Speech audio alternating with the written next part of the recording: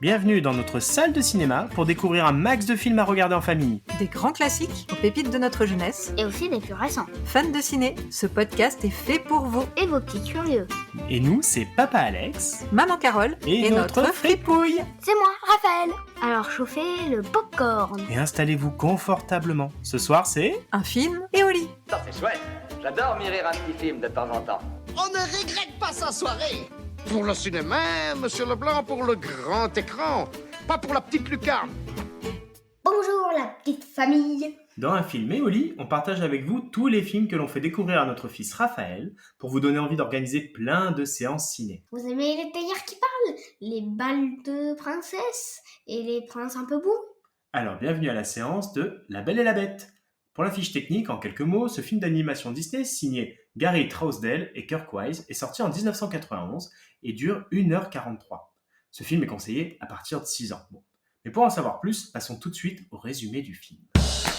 La petite morveuse a commencé à nous raconter une histoire bien intéressante. Nous avons des milliards de choses à nous raconter. Raconte-nous une histoire, allez.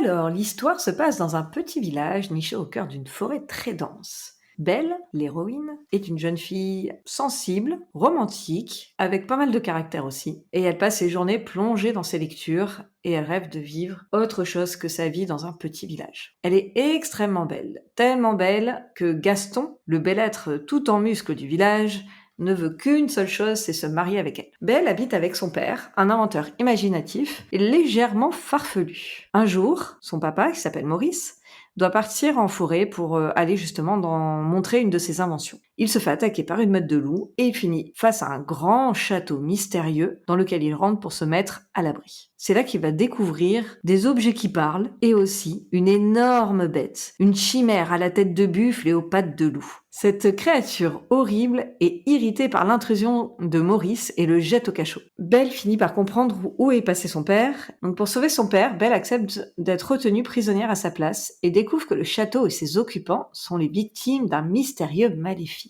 Belle parviendra-t-elle à se libérer et vaincre ce maléfice ? Ce sera à vous de le découvrir. Après ce résumé, il est temps de passer à la rubrique des scènes cultes et des personnages préférés. Le monde se divise en deux catégories. Ceux qui ont un pistolet chargé et ceux qui creusent. Toi, tu creuses. Je vais lui faire une offre qu'il ne pourra pas refuser. Attention, je vais crier très fort. Dans ce Disney, les personnages sont poussés au maximum. Il n'y a pas de place à la demi-mesure. Les méchants sont bien méchants et les gentils bien gentils. Il n'y a finalement que la bête qui se permet de naviguer un petit peu entre ces lignes-là. Mais vous avez retenu quoi de ce film ? Raphaël, qu'est-ce qui t'a plu dans ce film par exemple ? J'aime bien les serviteurs qui sont transformés en objets Ouais. avec la malédiction. Mhm. Mais le truc que je trouve un peu dommage, c'est que en fait, c'est que le prince qui était égoïste, qui est du coup, et en fait, les serviteurs, eux, ils ont rien demandé. Du coup, en fait, ils ont été punis, mais ils ont rien fait. Oui, c'est vrai, ils sont punis parce qu'ils c'est font une pas partie, juste. ils sont dans le château, mais c'est vrai que... Ah ouais, mais Ouais. ça, à l'époque, quand le maître de maison faisait quelque chose, ça engageait tout le monde. Hein. Ouais. Regarde les Égyptiens, quand ils mouraient, les serviteurs, ils partaient avec dans la tombe. Hein. Pourtant, ils avaient rien fait, les pauvres. Voilà, après, en scène culte, c'est un moment Belle elle mange. Ouais. Et t'as tous les petits objets. T'as un chandelier qui s'appelle Lumière. Il mène le bas, il fait Voilà, c'est la vie. Voilà. Ça chante, à un moment, les gars ils font la tour Eiffel. C'est Ouais. la La fête. fête. Ah oui, ouais, il est pas mal. D'accord, donc toi t'aimes bien Par exemple, cette scène du repas tu peux là nous où parler un il petit peu prépare de tous les personnages. Bon, donc t'as Lumière, donc le chandelier. T'as Après- un espèce de montre. Ouais, t'as Horloge. une pendule, je crois. Oui, une Oui, pendule, pendule. ouais. Ça, c'est une sorte de Mhm. pendule un peu. Ouais, avec des moustaches. T'as T'as les tasses. la théière avec sa T'as petite tasse. c'est une petite tasse et Ouais. elle est assez rigolote. Madame Ouais. Samova avec Ouais, Samovar Zip. et le Zip. petit garçon. Ouais. Donc ça, c'est des scènes que t'aimes bien dans tous ces petits passages. Ouais, c'est Oui. vrai que c'est les petits personnages sympas dans ce film. Mm. Et toi alors, maman, ça t'a remémoré plein de souvenirs de le revoir ? Parce que ça Ah faisait bah. des années que tu l'avais pas revu celui-là. Ouais, carrément. Ça faisait très longtemps que je l'avais pas vu. Pourtant, c'était un de mes Disney préférés. C'était clairement mon héroïne favorite quand j'étais petite, puisque je m'identifiais à elle. Elle était passionnée de lecture Ah. et du coup, moi, j'étais trop contente de voir une princesse. Enfin, non, en fait, d'ailleurs, elle est pas princesse. Elle est pas princesse. Déjà, elle est pas princesse. En fait. C'est un des premiers Disney où justement elle est C'est pas vrai, princesse. elle est pas princesse. Donc en fait, de voir l'héroïne, qui est une fille qui est passionnée de lecture, et déjà là, elle a beau être gentille, elle a quand même son caractère puisqu'elle arrive à repousser tout le temps Gaston. Enfin voilà, donc elle se laisse pas non plus faire, même face à la bête, elle se laisse pas faire. Et du coup, j'aimais bien cette héroïne là qui adorait la lecture et qui était un peu plus poussée que justement les simples princesses. Et puis j'aime bien aussi la relation qu'elle a avec son papa. Je trouve ça trop mignon parce que déjà son papa, le savant fou, trop gentil, mais un peu maladroit. Et c'est du le coup, petit papa dans les Disney, lui. Hein. Donc, du coup, Ouais. en fait, Comme celui lui, dans il voit Aladdin. la bête. Ouais. Il voit la bête et tout le monde le prend pour un fou. Ouais. mais c'est vrai que j'aime bien leur relation à tous les deux, père-fille. Je trouve ça, ils fonctionnent bien. Et du coup, c'est les deux marginaux du village. Alors, marginaux pour les enfants, ça veut dire en fait les personnes qui sont un petit peu à l'écart, un peu différentes des autres. Que du coup, j'aime bien ce duo-là.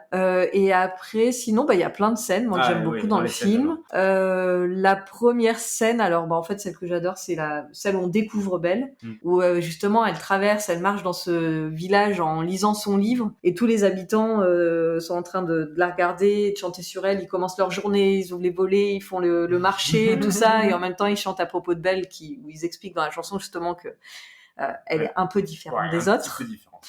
Et elle a toujours son nez sur le livre, elle évite même qu'il y ait de l'eau qui lui tombe dessus, alors que pourtant elle regarde pas et tout. Donc je sais pas, j'aime bien cette scène, je la trouve chouette, elle est mignonne. Elle est dans un village avec inspiré un peu le gars qui voit rien, mais en fait il évite tout.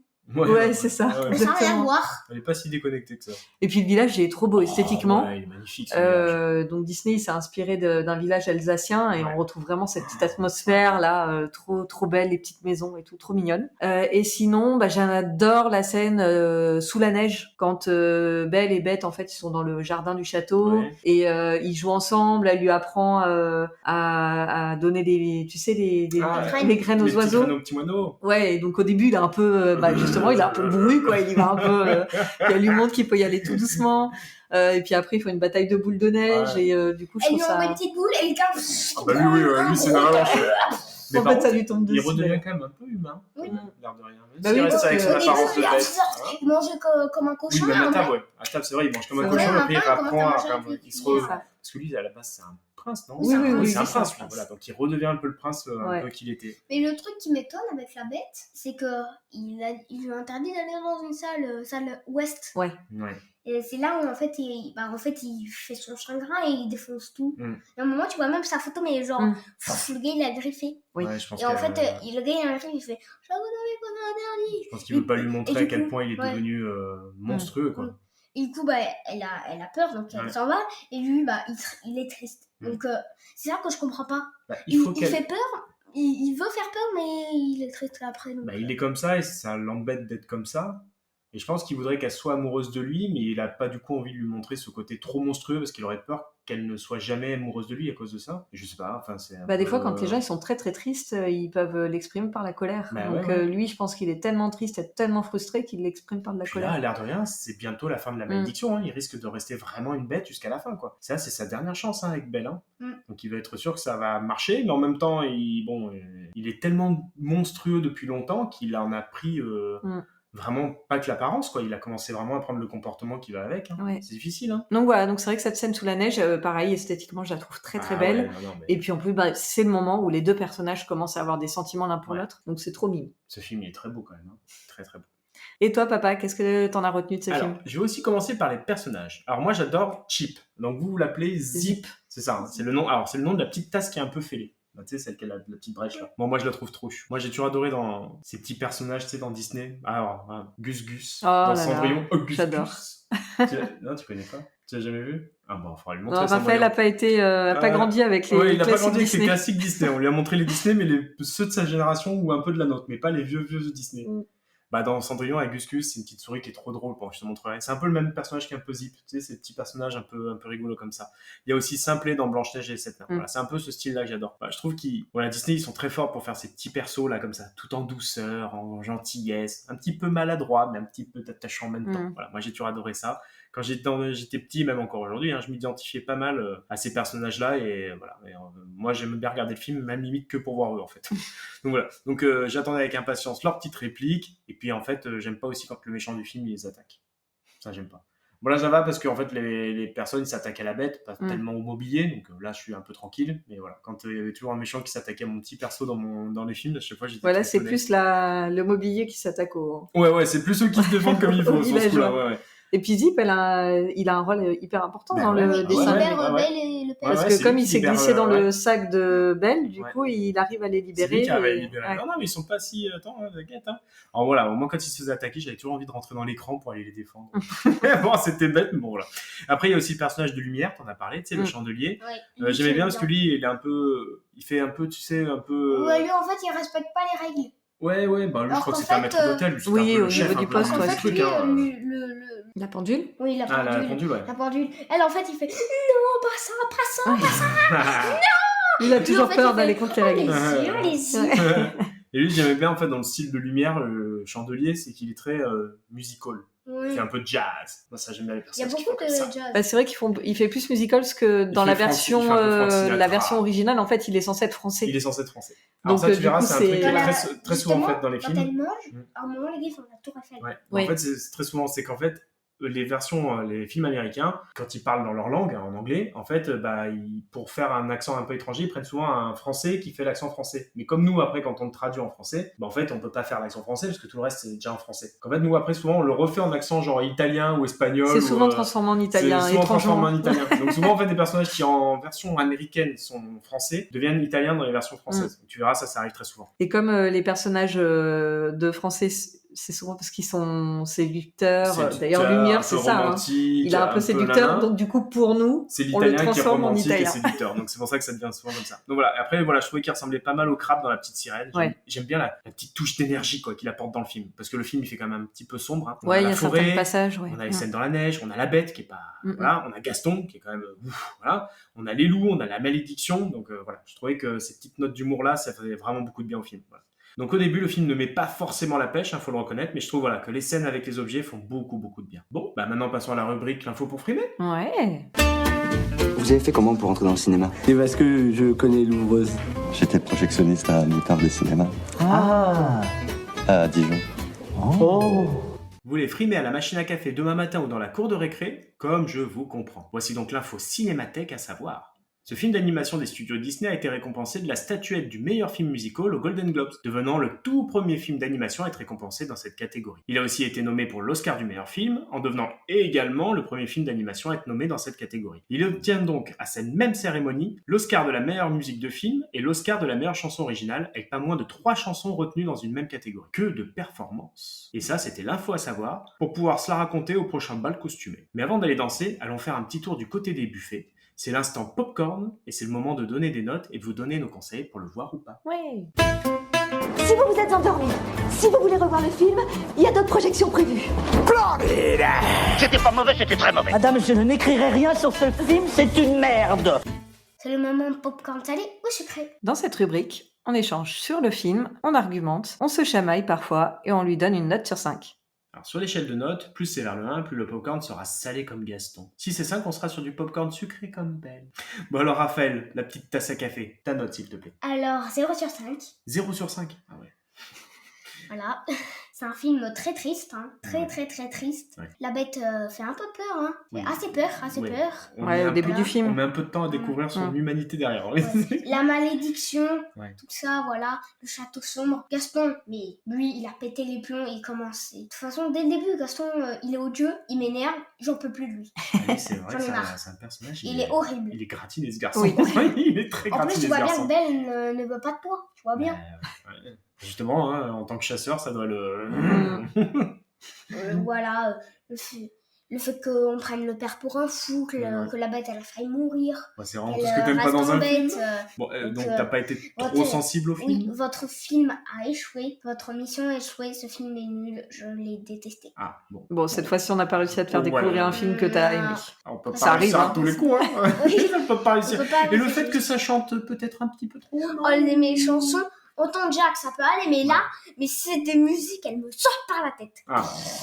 Bon, t'as rien contre les chansons dans les films, mais pas dans celui-là en tout cas. Celui-là, mais les musiques, elles sont éclatées. Okay. Alors, juste une précision, parce que Raphaël a parlé de Jack. Elles ont eu des primes. Jack, c'est l'étrange Noël de Monsieur Jack. C'est l'épisode qu'on a fait la semaine d'avant. Exactement, vous pouvez aller l'écouter si vous ne l'avez pas encore écouté, qui est aussi un film avec beaucoup de chansons.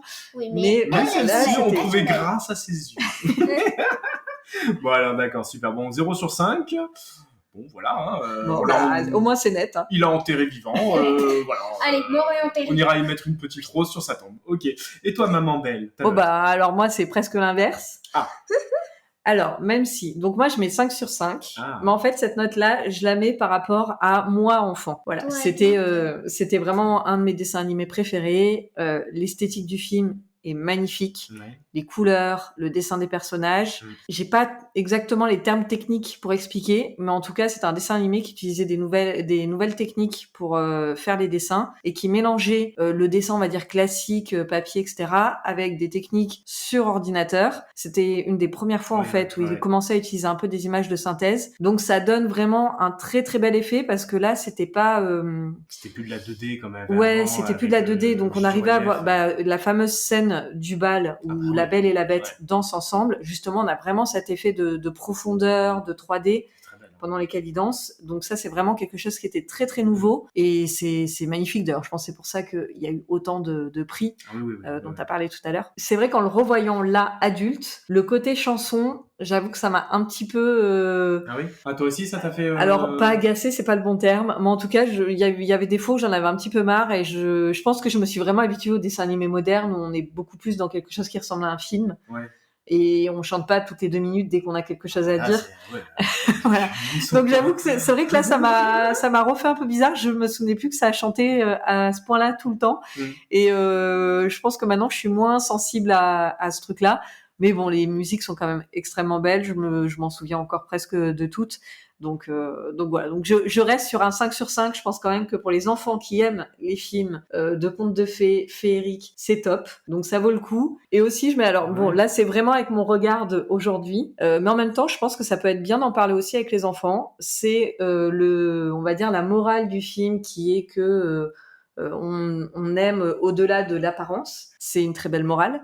Sauf qu'en réalité, finalement, cette morale ne s'applique qu'à l'homme, puisque c'est l'homme qui est la bête, et que Belle, comme son nom l'indique, est très très belle. Donc finalement, c'est Belle qui fait l'effort d'aller découvrir ce qu'il y a derrière la bête, derrière le mauvais caractère, etc. Ce que n'a pas besoin de faire la bête. Donc voilà, donc ça c'est mon petit côté... féministe qui parle, mais je trouve que ça bien aussi de pouvoir en discuter avec les enfants si on en a envie. Et toi, papa bête, justement? Ah ouais, non, c'est sympa ça. Merci. Moi, je trouve que c'est un très beau film d'animation. C'est un grand classique Disney. Pourtant, il est quand même assez récent. Il fait un peu partie de la même fournée que les Aladdin avec le Royaume qu'on avait quand nous on était petits. Pourtant, c'est vrai que voilà, l'histoire un peu comme ça, conte de fées, bal, etc. On pourrait le penser un petit peu plus vieux, comme Blanche-Neige, Cendrillon, les 101 Dalmatiens. Mais la scène de bal, comme tu l'as dit, qui a été fait un peu avec les premières technologies, un peu du numérique, c'était les débuts. Voilà, on voit vraiment le bond en avant qui a été fait avec le travail d'animation et cette image qui est quand même superbe. C'est doré, c'est beau, ça scintille de partout. Moi, j'aime bien le rythme de ce film. Alors, il a le côté conte de fées qui fait, je trouve, un peu du bien. Il a le côté, par contre, chanson toutes les 2 secondes qui fait un peu du mal. Moi, j'avoue que c'est pas ce que je préfère le plus. Voilà. Je trouve quand même que ça reste le film idéal pour ces petites fêtes de fin d'année. C'est pas pour rien qu'on vous l'a proposé là en décembre. Pour partager aussi avec ses enfants. Alors bon, ça n'a pas marché avec notre rafouille, mais je maintiens quand même que un enfant vers 8 ans, un petit garçon, une petite fille, ça peut être un film qui peut lui plaire. Voilà, donc vous vous tromperez pas trop dessus. Il y a un peu de romance, il y a de la frayeur, il y a beaucoup de drôlerie. Je trouve ça quand même assez efficace comme film. Donc tu mets combien comme note? Tu nous l'as pas dit? Allez, 4 sur 5. J'enlève un point pour les chansons parce que effectivement, trop de chansons. Faut arrêter ça, faut arrêter complètement les chansons.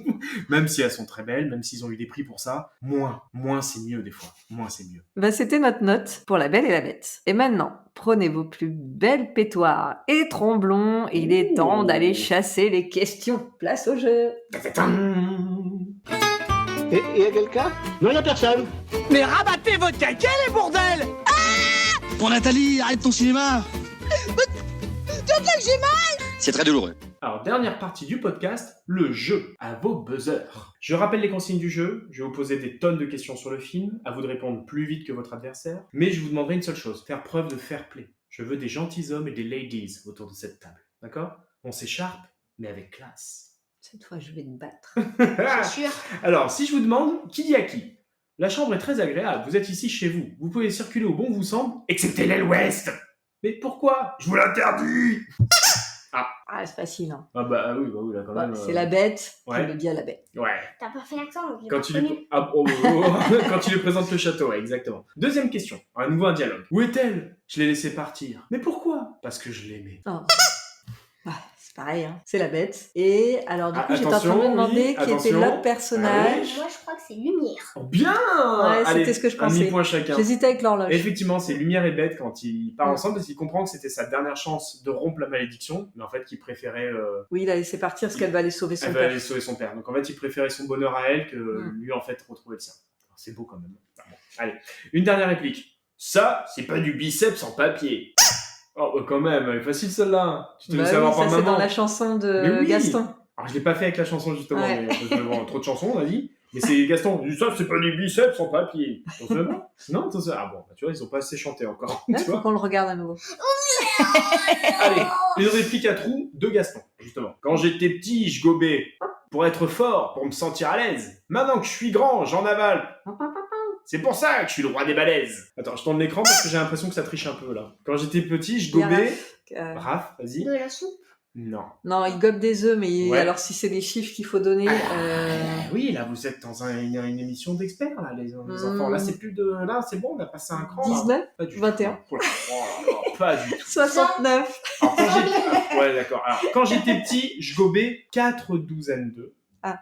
Oui, bah oui. Elle est retombée. Pour être fort, pour me sentir à l'aise. Maintenant que je suis grand, j'en avale. 400. C'est pour ça que je suis le roi des balaises. Alors j'en avale 49. Ah. Alors si vous regardez bien, 4 douzaines, ça fait 48. Bah, ça dépend si c'est 49 douzaines ou 49 Ah, œufs. 49 douzaines. Ah, bon, ça Je j'ai vais te pas. lancer dans une série de calculs. Bon allez, maintenant une ou deux questions sur le film. Maurice, le père de Ben, il rencontre le personnel du château transformé en objet animé quand il va se réfugier après l'attaque de Luna. Quel objet rencontre-t-il en premier? Rafouille. Ah. Alors, je crois que c'est Lumière à l'époque. Oui. Bien, exactement. C'est Lumière et en fait il l'installe dans le fauteuil de son maître. Oui. C'est après là où son maître arrive en disant j'ai reniflé l'odeur d'un homme. Bravo. Oui, c'est rigolo. Il prend Lumière. Il prend Lumière. Oui, il l'attrape après, mais qui parle? Qui parle? Je suis là. Pas mal. Deuxième énigme. Celle-ci elle est un petit peu compliquée. Peut-être que plus pour maman, mais peut-être Raph, tu peux arriver à nous la faire, ça. Quel livre Belle ramène-t-elle à la librairie au début du film? Le titre du livre? Ah oui, alors attention, il n'est pas dit, mais on peut le comprendre. Et voilà, débrouillez-vous avec ça, les enfants. Est-ce que c'est pas la princesse au petit pois? Pas du tout. La question est remise en jeu. Rafouille, une idée peut-être? Non? Ah là là, je me souviens plus, je sais que c'est un conte de fées, mais... Alors, on peut le déduire, parce qu'en fait, elle dit au boulanger au début du livre que son livre qu'elle est en train de lire et qu'elle ramène à la librairie parle d'un ogre et d'un haricot. Du coup, c'est Jack et le haricot magique. Bien, voilà. Et en fait, c'est celui-là qu'elle est en train de lire. Bon, je pense que tu m'as battu. Et enfin, une dernière énigme. Comment s'appelle la taverne du village dans laquelle se réunit tout le village? Oh la vache, tu m'as cherché. Ah, ça y est, les enfants, moi c'est bon. Là, maintenant, je suis parti, je suis loin maintenant. Moi, je suis appelé par France Inter. Là. Bon, aucune idée. Raphaël, une idée? Le nom de la taverne? Je dirais la taverne des bois chantants. Non, Joli. non C'est ni pas des loups tout hurlants, rien du tout. Alors, vous l'avez ou pas? Non, pas du tout. Alors, c'est bien ça. C'est chez Gaston. Ah oui? En fait, c'est sa taverne. Ah. Donc, en fait, c'est Gaston's en anglais. Chez Ok. Gaston. Donc, la taverne porte son nom, tout simplement, Ah, parce mais qu'elle lui en plus, appartient. il n'y a pas Oui, chez au Gaston. Parc Disney, Chez il y a Gaston. un restaurant en plus. Oui, et en plus, à Disney, si vous allez à Disney, il y a la taverne chez Gaston. Donc, c'est bien la taverne chez Gaston. Aïe, aïe, aïe. Bon, bravo. Alors là, je crois que pour une fois, c'est quand même maman qui a gagné. Oui, du là, coup. c'est maman. Ouais. Et puis sinon, je lui laisse. De toute façon, moi, je ne m'arrêtais pas d'avoir les questions. Je ne m'arrêtais pas de gagner. Bon, bah, c'est pas grave. Et voilà qui conclut cet épisode et cette belle année 2024 d'un très joli petit film qui rappelle notre enfance et qu'on a eu plaisir à faire découvrir à Rafouille. Bon, même si de son côté, ça n'a pas l'air d'avoir pris. Berk. C'était un moment adorable, en revanche, l'enregistrement de ce podcast. Même si t'as pas aimé le film, moi j'ai bien aimé le podcast qu'on vient de faire. Alors vous aurez peut-être plus de chance que nous, si vous le partagez pendant ces fêtes de fin d'année avec vos petits bouts de chou. Sinon, je vous conseille 2 courts-métrages toujours chez Disney. Vous avez Lutin d'Élite, Mission Noël. Oh oui, ça c'est cool. Voilà, il est sorti en 2009 et il dure à peu près 22 minutes. Et un petit peu plus ancien, vous avez Le Noël de Mickey, qui est sorti en 83 et qui fait 26 minutes. Ce sont 2 petits films très sympas à voir en famille cette semaine. Voilà, si au cas où votre enfant ne voulait pas vous lancer dans l'aventure La Belle et la Bête, vous avez ces 2 petits courts-métrages. Je pense que ça doit être faisable sur les plateformes. Vous devez pouvoir les retrouver. Faut vérifier sur Disney+. Sur Disney+, ouais. Voilà, ces 2 petits courts-métrages, vous pouvez les mettre derrière pendant que vous préparez à manger pour le repas de Noël. Ça, c'est toujours impeccable. Mais sinon, La Belle et la Bête, on vous le conseille ou pas? Oui. Ah, oui. Moi, je dirais oui, non. Cool ça. Parce que je dis oui, parce que bon, ça peut être sympa, pas pour moi, mais je dis non parce que moi, je l'ai pas aimé. Toi, vraiment perso, t'as vraiment pas accroché. Oui, non. Voilà. Donc toi, tu conseillerais plus Lutin d'élite et... Oui, non, d'accord, surtout Lutin d'élite. Bon, et vous, la petite famille, est-ce que ce soir, vous allez le regarder en famille, justement? Dites-le nous sur Instagram. Ça fait plaisir. On se retrouve la semaine prochaine. En 2025. Et oui, la semaine prochaine, c'est 2025. Pour commencer sur les chapeaux de roue avec... Le fantôme de Barbe Noire. Oh yes. Le classique de Disney. Ah oui. Et un de mes films préférés. Bien sûr. En attendant, on vous souhaite un joyeux réveillon pour ce soir. Passez-les avec les gens que vous aimez, c'est important. Et puis, qu'est-ce qu'on peut dire ce soir? Au revoir, non? Mais au revoir en 2024, ce coup-ci. Oui. Au revoir 2024. Vous avez aimé cet épisode? Mettez-nous 5 étoiles ou un commentaire. Ça fait plaisir. Et abonnez-vous au podcast pour ne rater aucune séance. À la semaine prochaine pour un nouveau film. Et au livre fripouille. Non, pas déjà. Le cinéma fait de toi un bon gamin. Et que c'est quoi? Cinéma.